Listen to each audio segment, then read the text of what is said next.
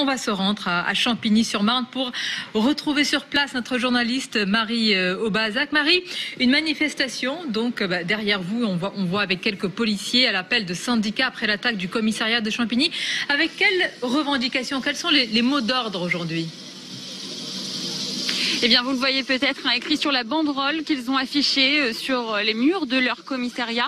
Votre sécurité a un prix.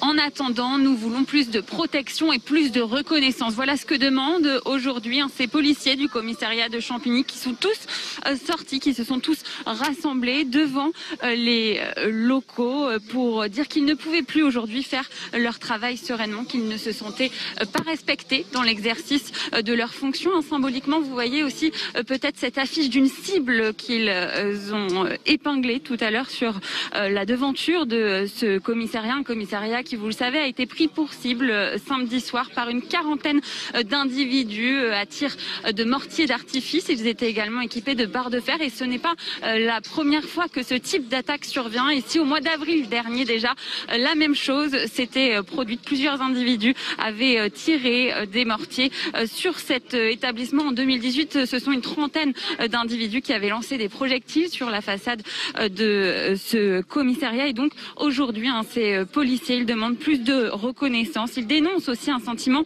d'impunité, estiment que l'absence de réponse pénale ne fait que renforcer la volonté d'agresser les policiers en et hors service, voire de tuer du flic. C'est ce qui est écrit dans le tract du syndicat de police, Unité SGP Police, qui est à l'origine de cette mobilisation, une mobilisation nationale aujourd'hui. Et tout à l'heure, certains des policiers présents ici nous disaient qu'ils en avaient marre d'avoir peur de faire leur métier, tout simplement, mais qu'enfin, depuis quelques jours, ils se sentaient entendus par le gouvernement. Gérald Darmanin qui s'est rendu sur place hier et qui va recevoir demain certains syndicats de police.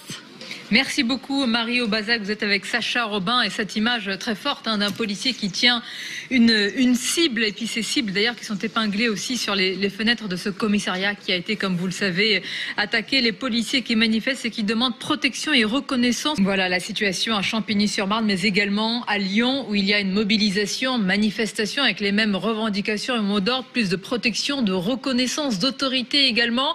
C'est ce que vous entendez Sébastien Bendotti, on le voit derrière vous également cette mobilisation qui se prépare, qui s'organise.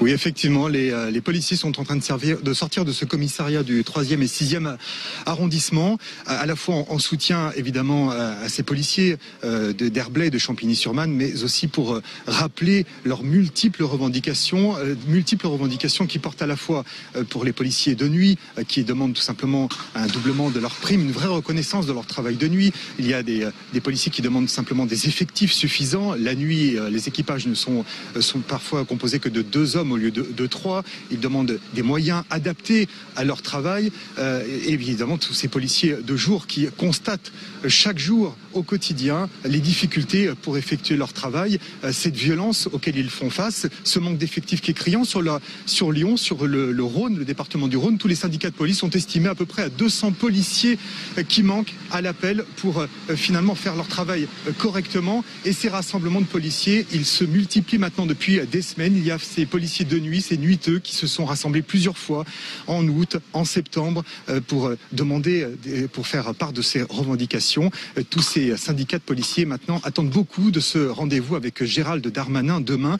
Gérald Darmanin qui était en visite à Rieux-la-Pape dans la banlieue de Lyon lundi dernier après que cette église ait été la cible d'incendie et Gérald Darmanin avait promis des renforts sur l'agglomération lyonnaise sans donner aucun chiffre. Merci à vous Sébastien Bendotti avec également Olivier Madinier pour réaliser ce duplex et on voit effectivement les policiers qui sont sortis de leur commissariat, mobilisation, les mêmes mots d'ordre, manque d'effectifs mais aussi ce sursaut qui est demandé, ce sursaut pour la reconnaissance, pour l'autorité.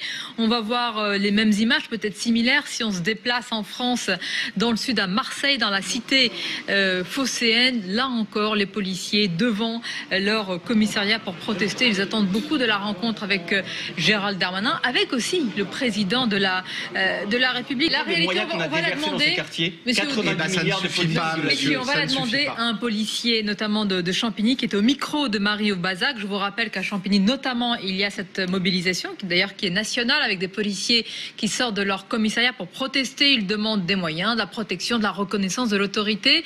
Marie, vous êtes auprès de l'un de ces policiers, justement, et qui est là en direct. Bonjour à vous, monsieur. Merci d'être en direct sur CNews, monsieur Angelo Bruno. On parle beaucoup à la fois des moyens, on parle de ce besoin de reconnaissance. S'il y avait une mesure, une annonce que vous attendez véritablement aujourd'hui, quelle serait-elle ?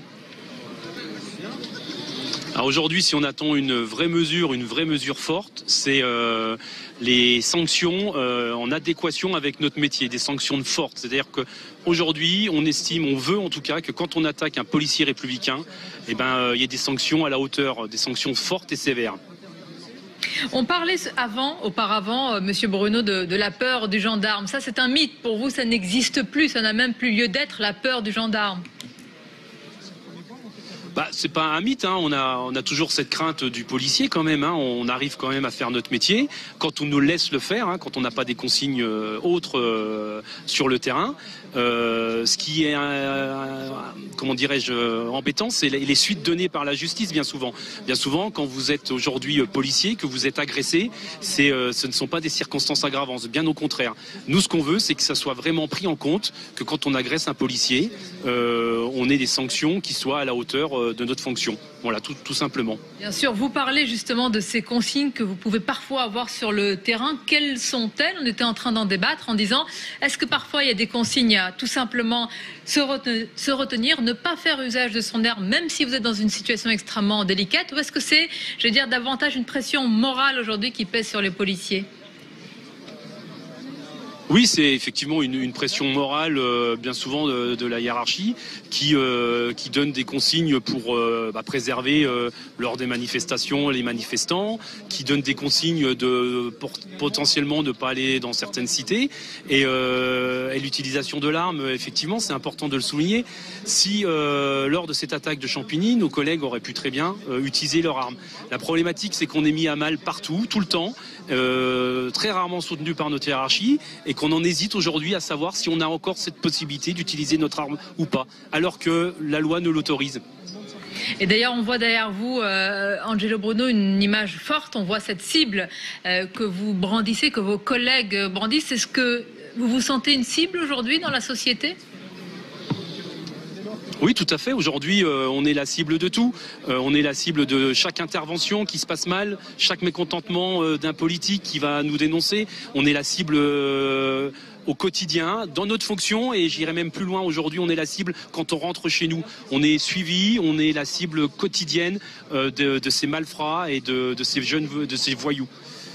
Merci en tout cas d'avoir réagi, Angelo Bruno, en direct sur l'antenne de CNews. Vous êtes secrétaire régional adjoint unité SGP police. On marque une pause, on écoute un policier à Marseille, mobilisation également, comme à Lyon et à Champigny-sur-Marne.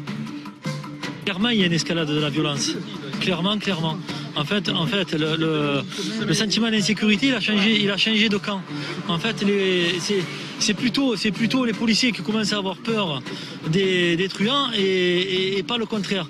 Ce qui est anormal, en fait, c'est l'évolution de la société que l'on ne souhaitait pas et qui malheureusement est d'actualité. On est en permanence en sous-effectif, nous n'avons pas les moyens que nous souhaiterions avoir et la raison pour laquelle il arrive des événements comme on entend récemment, on ne peut pas s'en étonner, quoi.